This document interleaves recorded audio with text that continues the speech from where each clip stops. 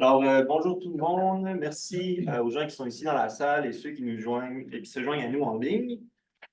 Donc, c'est moi qui vais présenter la première présentation. On avait deux choix aujourd'hui, une présentation en anglais ou en allemand. On a choisi en anglais. Donc, je vais faire la présentation en anglais.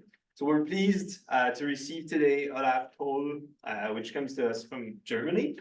And Olaf was a scientist at Karl Schuler Institute of Technology, and then the head of Central Service Facility for Field Experiments and Instrumentation at the Max Planck Institute. And Olaf today is here to talk to us about his career and what he did in field work and all of that. So Olaf, one thing, if you have questions, please wait at the end of the presentation. You can write them in the chat if you're online, and we'll have a short period for answering those questions at the end. So Olaf, all yours. Thank you. Yeah. Hello, everyone. Good morning. Thank you for inviting me. I'm glad to share with you, to have the opportunity to share with you some impressions from my 25 years at the Max Planck Institute, from my work there. And I also want to give you an idea about the challenges and requirements to finally obtain high quality data, which you are also, or some of you are users of. Why is it new? Oops, sorry. Okay, yeah. So as mentioned, I started with the study of metrology in Karlsruhe, a city close to France in the Rhine Valley. And then later I was working also as PhD candidate at the research center Karlsruhe, which you see here. And I was part of this project here, a hydrological project with measurement component and modeling component. So at that time, I also did some modeling. Yeah, then I had the opportunity to join an expedition in 1996 to Siberia, to central Siberia, with Professor Schulze. My girlfriend at that time did her PhD with him or at him. And he was very active already before in Russia, early after it was open, it was possible to go there. And so we started with a train with 100 boxes, with all the equipment, and then we were brought into the taiga in the middle of nowhere. We put up our equipment, our camp in tents, and then we needed to go with a helicopter, and also we were using instead of not only but also this kind of natural tower. Just a tree where we were mounting our sonic anemometer on top. Yeah, then this professor, the year after, he founded, together with two other professors, the Max Planck Institute for Biogeochemistry in Jena, which is in the eastern part of Germany. There are in total like 80 Max Planck Institutes all over Germany in different research fields. And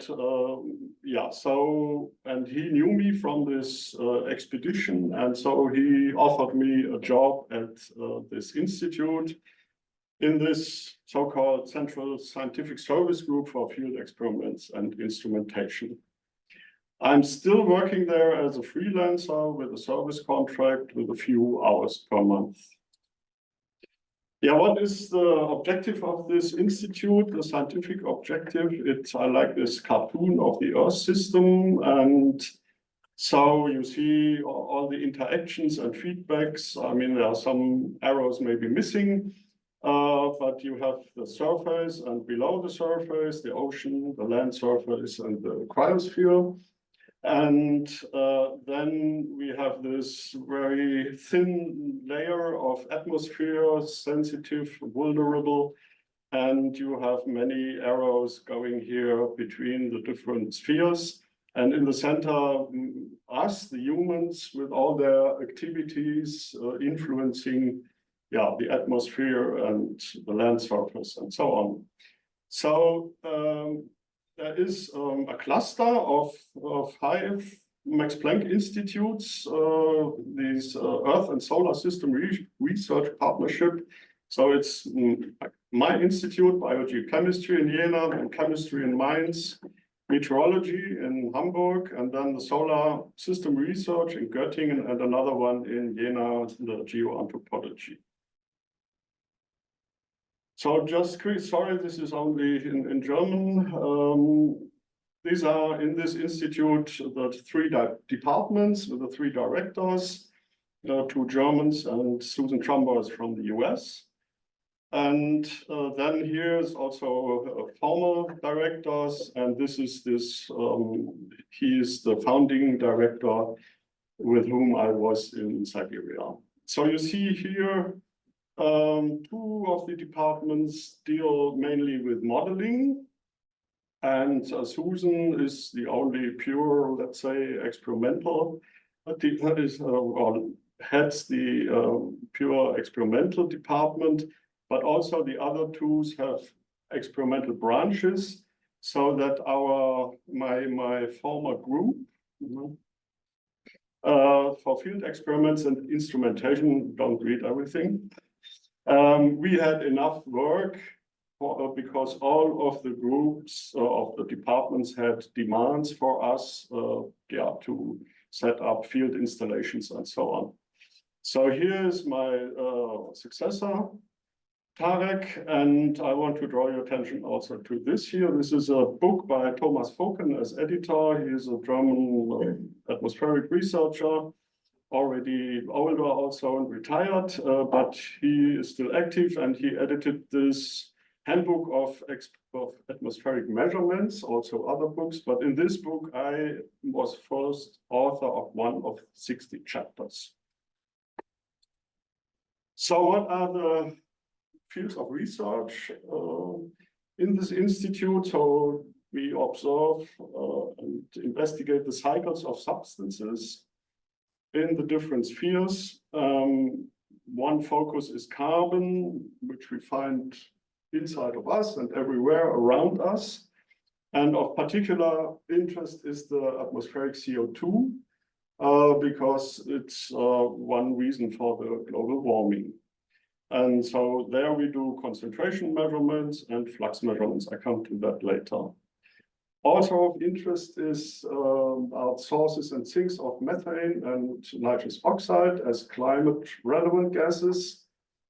And in the last 2-3 years, there is one group also looking at VOCs and their influence on the interactions in the forest atmosphere interface. Yeah, then CO2. Okay, I think you know all this curve here on the right side. The red one is from the Mauna Loa, the long time series of the CO2 concentration on Hawaii, and we are measuring, or started to measure, CO2 when the institute was founded, and our first tower started in 1999. It was a flux tower, so the concentration time series is not so nicely because we measure close to the surface and there are a lot of local influences, but the trend you can see also from this. And in 2008, we started to measure CO2 concentration with a high, let's say high precision on our weather station on top of our institute building. So this analyzer is being calibrated automatically every night. So measurements are pretty good, and follow also the Mauna Loa observations. So when I started to work at the Max Planck, the ambient concentration was like 360 something, and meanwhile we are at 420, which is an increase of 16%. So what are the measurement methods? One thing are high precise concentration measurements, so no fluxes, but the real concentrations. We do this with long-term continuous measurements. This is Brazil, central Brazil, a tall tower. I show this later also. And on the other side, campaign measurements here with aircrafts. This is also over the rainforest. And this is also more like continuous measurements. The concentration of soil CO2 tubes are entered into the soil, and then with a continuous cycling of the air, we can measure the concentration changes in the soil. Then air sampling, very important. So the air is collected into flasks. Here they are coated, they are from glass and coated because of safety. And I don't know if you have heard about the ICOS, the Integrated Carbon Observation System in Europe with 14 member countries. So they have an atmospheric branch with concentration measurements and a flux or ecosystem branch with flux measurements, and meanwhile also an oceanic branch. And these flask samplers, they were developed in Jena in our institute. These are automated flask samplers, and you can put in 24 flasks here. And there is then a computer controlling the measurement. The air is being collected from a tower, for example, with a long tube, and the flasks are being filled with this air, closed automatically, and then they can be stored for a while, and later they will be analyzed in the lab. So we have a gas lab in our institute. This is the upper pictures. But since we have this experience and expertise also from the ICOS, this laboratory, flask and calibration laboratory, was established in Jena in close collaboration with our institute. And you see there are coming all the flasks from all the sites where they have flask samplers. This, I think they built like between 20 and 30 flask samplers, which were sent to the different stations, and all the flasks are collected here and measured. And they are producing also very precise, high quality calibration gases, which will then be distributed to the different collaborators to calibrate their instruments. So these were the concentration measurements. Then the eddy covariance or the flux measurements, let's say. So one part of it is the eddy covariance on towers with a sonic anemometer measuring the turbulent wind field, and then here an analyzer measuring any trace gases, can be CO2, water, methane, all those for which fast analyzers are available, because we need to measure at a rate of 20 Hertz.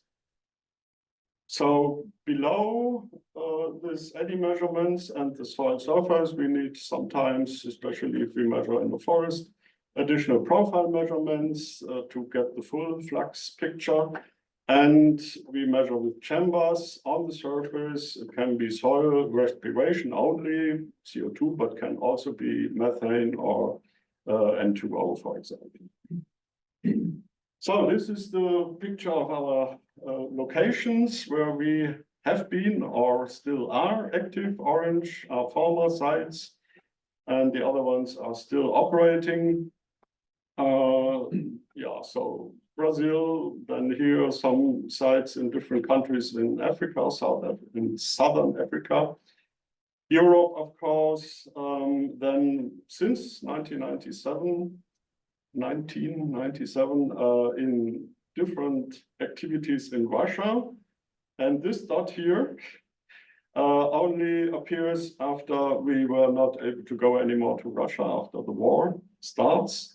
All activities were stopped there, and but I explain this later. Yeah, then is also one dot here in Greenland. I was once there, was very interesting. We put there a flask sample. So now just quickly the two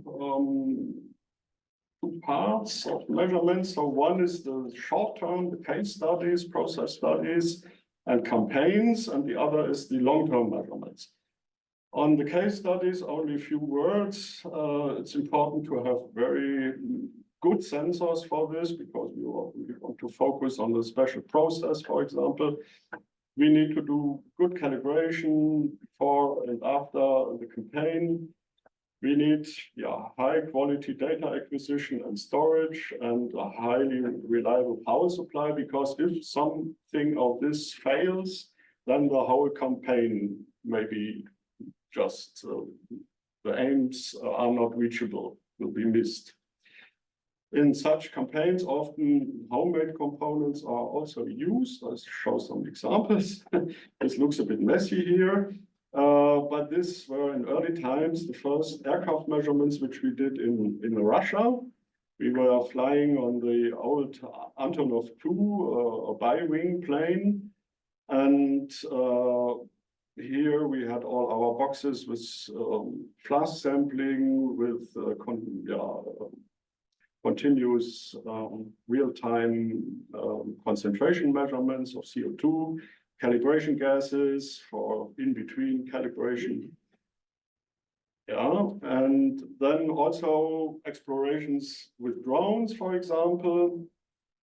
This drone, our electronic workshop, they built a VOC sampler where the air is trapped in small vials, which then later will be analyzed, the air inside. And this drone is, for example, used in at the Atto Tower in the rainforest, because there we have a lot of VOCs in the air, and we fly over the crowns of the trees and collect air. And all this here is homemade, of course.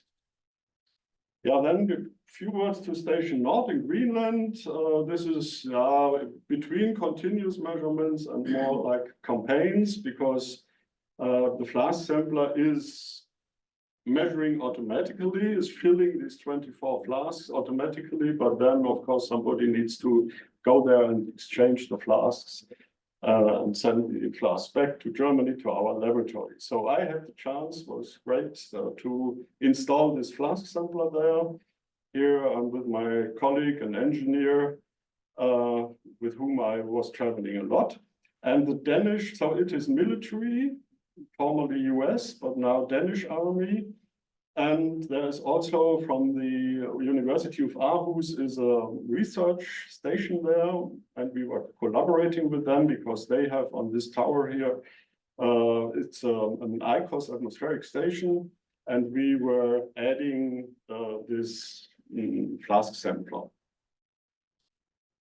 Then also like more campaign-wise here, special measurements in greenhouses which we set up and have inside many different measurements in the soil. Then we have an automated irrigation system, and here some chamber measurements with also homemade automated chambers. But this was running only for 2 seasons or so in the summer. With a lot of with a lot of different analyzers and data acquisition and controlling devices and a sophisticated software piece here.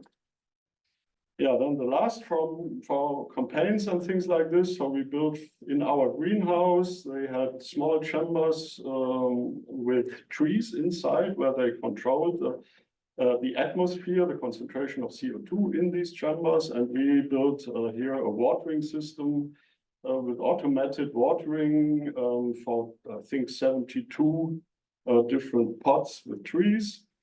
And also, like, this is also campaign-wise, simple, well, not simple, but just soil respiration measurements, manual soil respiration measurements.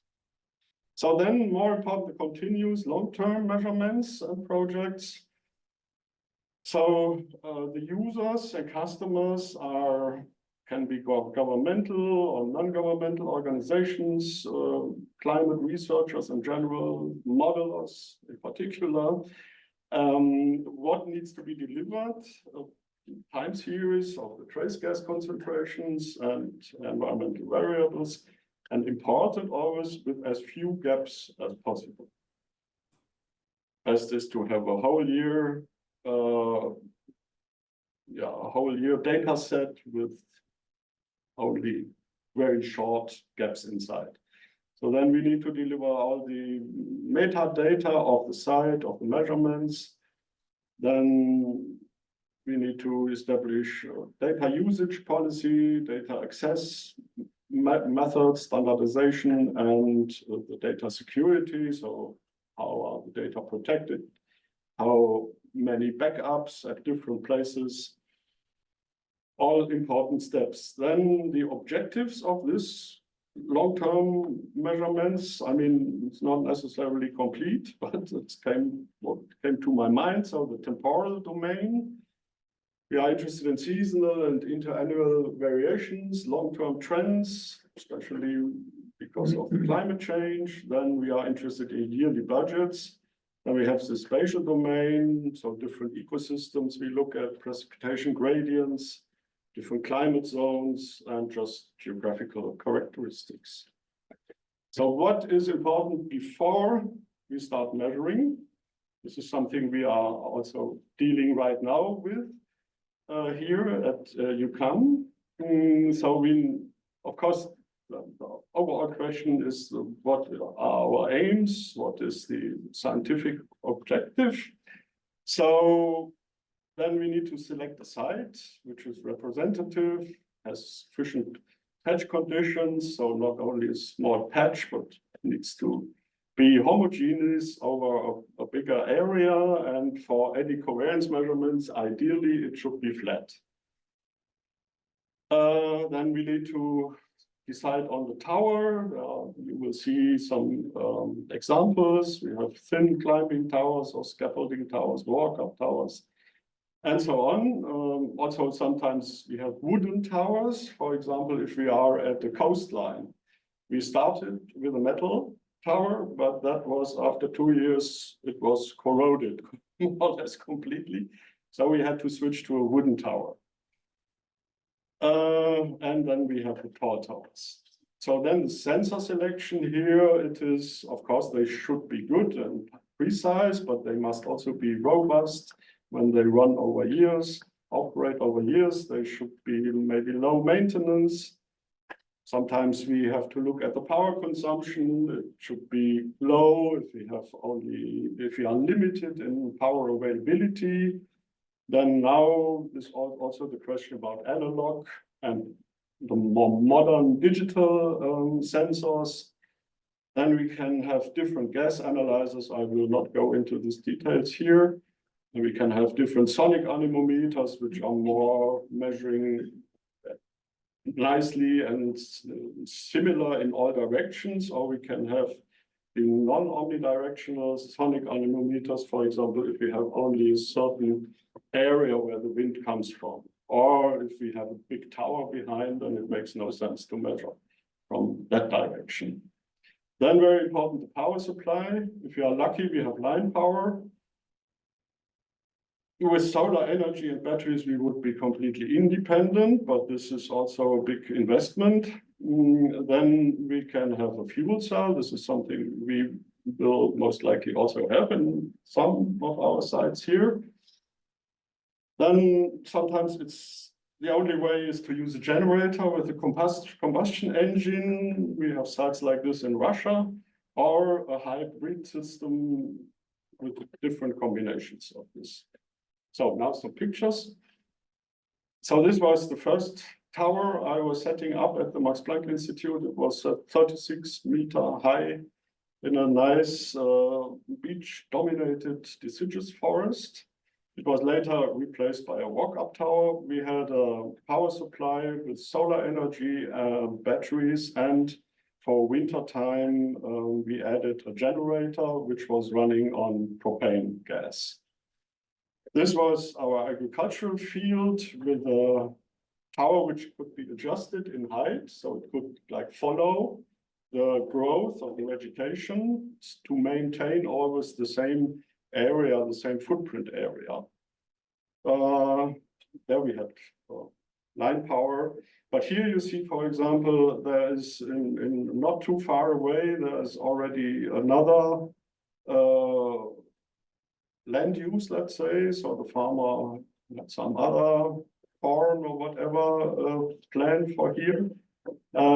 So this is in this situation not so good because it is not homogeneous. We will receive maybe signals from different land use areas.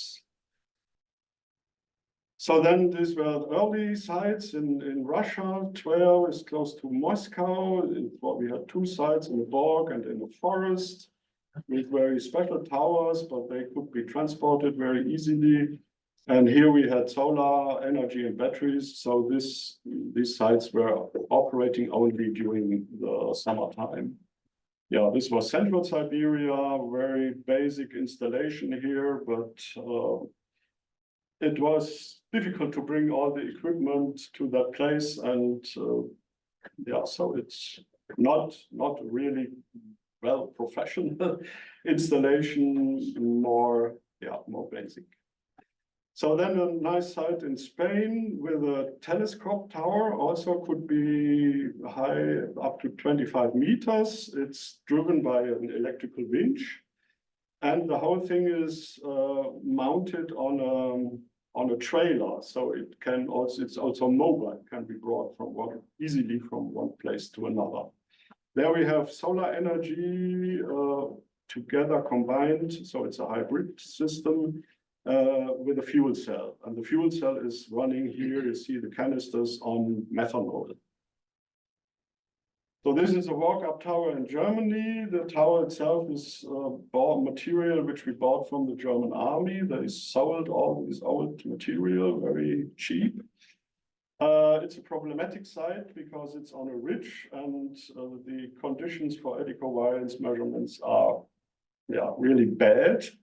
And in principle, you can use directly only like 50% of the measurements. All the rest you have to get fill or forget. So it was not a good decision, this place. But we have this tower still because that's the last one we have in Germany of this height. So we use it for instrument testing and for climbing exercises and rescue exercises is also an important point. And you see also the winter conditions can be very harsh because it's in the clouds around 0 and then everything freezes. It's covered with ice. So also these measurements are not cannot be used like this. And this may happen also.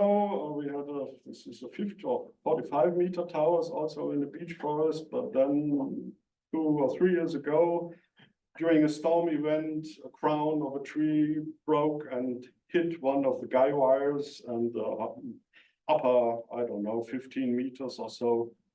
Yeah, you see what happened. But we could rebuild that tower. And you can see here, I'm using the crossbow for installing the guy wires. So we shoot a thin fishing line and then a thicker line, pull up, and then the final guy wire, metal guy wire is pulled down. That's a nice method. Yeah, so here we have a simple scaffolding tower, which is in some way a bit similar to that what we will get here. This was a project in Botswana, but here we have to deal also with the wildlife, and we need to protect the tower with an electrical fence, for example.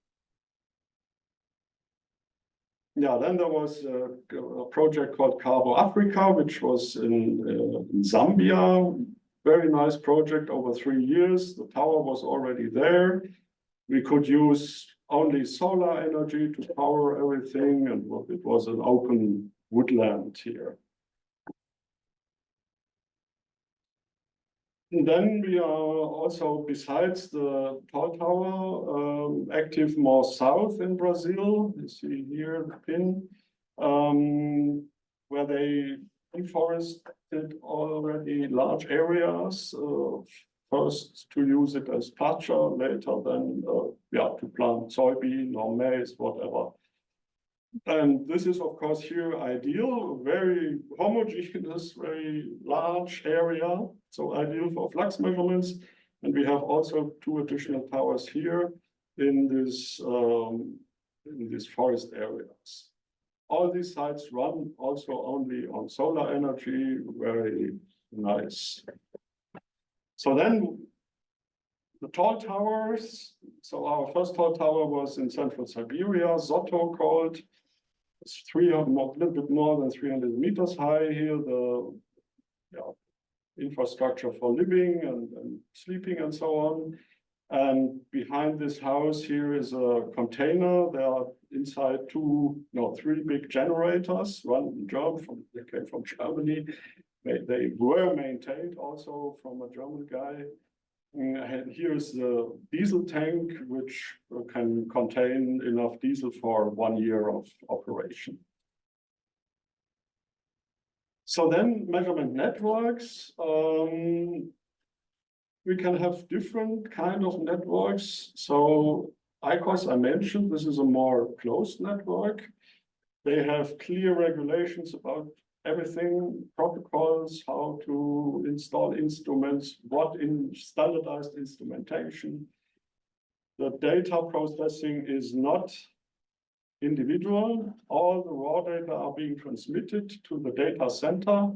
In Italy, you can use, of course, for your own use, you can do your own data processing and do some publication or whatever, but for the central database, it's all centrally processed. Standardized calibration routines. Then we have the more diverse networks, so we're not all are using the same instrumentation of this, but it is the aim is to collect all the data. One is the Ameriflux, you know that, I guess. Then we had similar thing, smaller Euroflux network, and then over as an umbrella, the FluxNet, which is not directly doing measurements or collecting directly from the sites, but they link the regional networks and collect their data sets to create harmonized eddy covariance data products. Then our small network, we have a name now. May I, show it? We call it now Carbonique. What is the whole? There was. Not so important. Yeah, but it's a nice name. For Quebec, I think the QE is for Quebec. Yes, okay. So we will have in the end, hopefully 8 eddy covariance stations in disturbed and undisturbed wetlands. We use identical instrumentation. We are using scaffolding towers of different height. We will have smaller towers like 6 meters high, and where we have forested sites that will be higher depending on the height of the trees. Also, we are using different power supplies. We are lucky our first site will have line power. They are just about to bring the cable to the place, and then we will solar battery only systems, but also some with these fuel cells. And then an important point is the instrument calibration. So the atmospheric domains with the tall towers and the precision trace gas concentration measurements, they are all equipped with big gas tanks with high quality regulators, high precision gas mixtures. For example, for CO2, the precision will be better than 0.1 ppm. They are produced in Jena, in our institute, these gas tanks, or the gas which is inside. Then we have automated calibration, and then difficult how to position the tanks, normally horizontally, so that there is no thermal effects on it. And it may also happen if you place them vertically, that there is when the bottle goes more to empty, more direction empty, that there might be a demixture. We had this case, and so it seems that the CO2 was accumulating more at the bottom of the bottle, and so the concentrations which came out of the bottle was wrong. Now then the ecosystem domain with the flux measurements, the precision, I say, is not necessarily so, needs not to be so high, because the eddy covariance method uses only concentration differences. So if there is a slight offset, it does not influence the result of the eddy covariance measurement and the data processing. Normally or usually no automatic calibration procedures are implemented. You can do it, but also ICOs, for example, they do not have automatic calibration. Yeah, so you can calibrate manually in fixed intervals or in case of obvious drifts.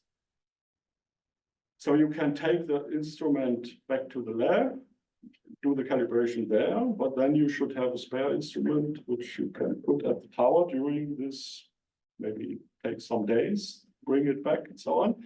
Or you can try to do the calibration at the site, which we often do.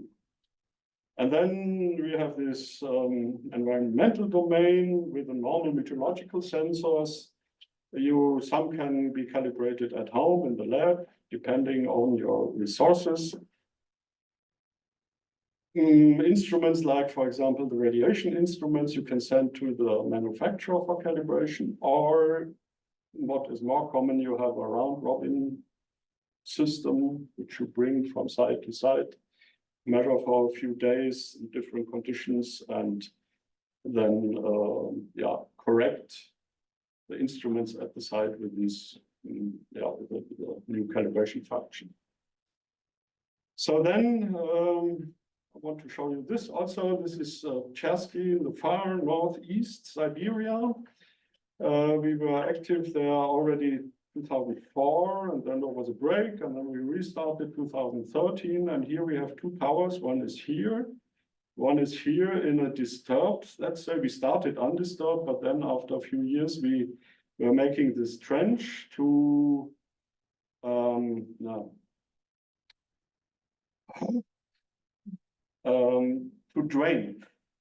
drain this area, so there is an outflow here into this channel. And then we started to set up this system in 2013, so we can compare an undisturbed with a disturbed one. Here we have only generator on combustion engine. So the advantage is that it is running really all over the year, the whole year. Also in winter, this was operated. There was a guy sitting there taking care of everything. Yeah, and this is one of my favorite places. This is where we are hosted there, and every year and during the summertime, many scientists from all over the world were coming. Young students from the US, old people like me, and you see all the flags. Here's also Canada, very close to Russia. So this is the flow of money. Yeah, the closer you are to the Russian flag, the more money goes to this place. Yeah, so it was a peaceful place. It was science. It was respectful. Sometimes a lot of vodka has been drunken. Yeah, but it is really a nice place. Unfortunately, I think I will never be there again. Yeah, and this is one of the towers here. We have an open path analyzer, but inside the hut, we have also a closed path one. So why I'm showing this also is because of the calibration. This can, of course, only be done here. We cannot bring the instruments somewhere. The site can be reached only with boats, half-an-hour boat drive on this channel. In summer, in winter, you can go with a car on the frozen channel. Yeah, and also here we have flooding. Every year when the river, the big river, the Kolyma River is going north, and so ice blocks the water coming from the south, and then this area is flooded, and for this we can lift up this with winches. We can lift up the whole hut for up to 1.5 meters or so. Yeah, and then very far in the north, another 100 kilometers north of Chersky, at the coast of the Arctic Ocean, there is Ambarchik, which is a meteorological station of the Russian Weather Service. And we had the chance to install there an atmospheric station. We erected this old tower, and we put here in one of the rooms of this old house our equipment. It is a Picaro gas analyzer. Below the table here, there are the calibration gases, and everything normally runs automatically. The people there have from time to time an eye on our system. Yeah, then Spain, there we are using this LICO 7200, which we are using here in our project also. And we do there the calibration at the tower with special equipment, small gas tanks, and so on. We are, I think, here not fully have not fully decided how we will do it here.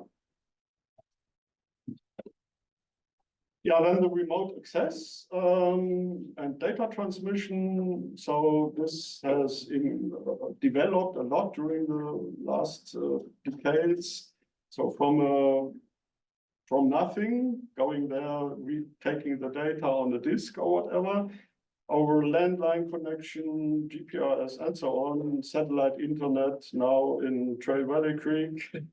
I think you have that, Oliver, Starlink. But there are many cases where it's even not permitted. In Russia, we were not allowed to have any remote access. So the collaborator there had to get the data on a stick and then put it on a server, and then we could download it. But now we can have all raw data, all the high frequency data in near real time. This is important. If we want to produce good data, we need to check every day. We will produce quick looks, and a technician or so will check every morning. How does it look? Are there special notifications about failures or whatever? And how do the time series look like? And then we produce, then we have an automated processing with all checks and corrections. And then we produce, we just talked about this a few days ago, different products. So the pure raw data we have, then we have so-called best data, where we remove spikes or data where obviously something is not correct. If you have more sensors at the same height or whatever, we can select the best sensor. And these are the data for the modelers, because they are not modified, they are only measured. And so this is what can be used to prove models, to develop models, and so on. And then we will produce gap-filled data, where small gaps are filled with different methods. And these data can be used in studies or for end users. And these data go to central flux databases. And then it's important to have backups of all of that. So come slowly to the end. This is Atto, the tall tower, also a very nice place. In the middle, here's Manaus on the Amazon. And then 70 kilometers direct line is here's the upper tower. You need to go by car and then by boat. Then you reach this place. It's called Porto Atto. And then you need to go another 15 kilometers with a car. And then you walk up the tower, and then you have this nice view. Endless rainforest, really, really beautiful. And then here are additional towers, 80 meters high. And yeah, this is a few meters higher than the Eiffel Tower. And this is the camp, and we sleep normally in these hammocks. And on the base of the tower, we have some containers, and here we have been installing safety. Safety equipment, or yeah, and we have installed this rail here. There will be a kind of robot outside the tower, a platform which moves up and down and has inside any kind of measurement device. So it can measure profiles continuously, moving automatically up and down. Very nice installation. Yeah, so this was my group. Technicians, engineers, a gardener, he or she is gardener, software engineer, electronic and mechanic workshops. So we were really a good group, good team. This is my successor. And here is the institute building from a drone. We have here a 10-meter tower on top where the weather station is on, where we do the CO2 measurements, and which we also use for rescue exercises. Now, why I am here? How did that happen? That happened because we had to stop our activities in Russia, and our PI was looking for alternatives. And where do we find permafrost? In Canada. So in some way, he approached Oliver. And since Oliver is active in Trail Valley Creek, we started to collaborate. I was there one time in 2022. I was the only one having no COVID from our group, all the others. They couldn't come with us. One day before, it turned out there's COVID, and Matthias got COVID during we were there, and so I was the only one working. Yeah, so and there I met Oliver, and then I told Oliver, listen, I retire next year, and maybe I'm still open for work. If you have something, call me. And then it took a while, and then he called me. And so he then had introduced me to Michelle and to this project, and they were, yeah, kind of, I don't know, lucky to have found some expert for this, and so that's why I came here. And it's now the third time I'm here. I was last year in autumn, then shortly in January, and now another 6 weeks. And this is our lab in UCAM. We have set up a prototype system with all the instruments. We prepared the boxes, which will go on the tower. This will be the kind of tower we have, scaffolding in different heights. And this is now the drawing here for the first tower. We visited the place. The electric cable will go there, and yeah, it will be disturbed marsh. It is an agricultural field, very wet currently. They drain it, and so we hope to be able, at least in a few weeks, to have this tower running here, and the next ones will follow. That's all.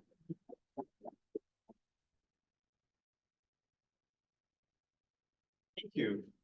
Now I have time for questions. I'll start with questions from the room. And then, si on en a en ligne, n'hésitez pas à écrire dans le chat, on va pouvoir lire vos questions. Je ne sais pas s'il y avait des questions dans la salle. Oui. How do you ensure the generators? Sorry, I'm hearing not so well. Yeah, how do you ensure the generators when you have them, or that they don't like influence the measurements? Yeah, that's a good question, of course. Yeah. No, we try. There are different strategies. Yeah, you can place the generator more or less directly under the tower. Then you are not lucky if it really has no wings. So normally we try to put them away. In this Russian situation with the two towers, it's approximately 500 meters. And of course, we choose the position so that you have only rare situations where the wind is coming from that direction. But sure, this is something you should take care of in data processing. I mean, either you see peaks or something, or you just exclude, for example, automatically situations where the air is coming from. At ATO, we have also a generator. I haven't mentioned that, it's a big one, really big one. But that is, I think, like 2 or 3 kilometers away. And interestingly, at ATO, I don't know how the situation is currently, but their work plans, one guy was very active, trying to find money to have to replace this generator by a solar system. But that solar system needs to be very big because we have a lot of power demand in ATO, in the instruments, all the infrastructure. And for the solar system, we need to cut forests. It's a national, it's protected, this area, so there needs to be negotiations with the government. I don't know how situations can. I think we have a question online from the chat. I don't know if you want to read it. Paul Silico is asking, is curious to know a little more about your data management infrastructure. So in terms of data services offered, efforts to organize and integrate diversity of data sources represented. Yeah, I'm not the right person really with all the data management. I always have to do very little. So also directly in our institute, we were responsible for the technical setup and everything, and maybe also for the data transmission. But then the next step were the PIs, and the PIs, they have their postdocs or their PhD students, and they took care about all the data processing and what they did with the final results, how they put it to the DrugsNet or whatever. So this was never like my. But I think it's. But in our project. Oh, yeah. Yeah, I don't know who asked the question. Pardon? Silico. Je sais pas de où.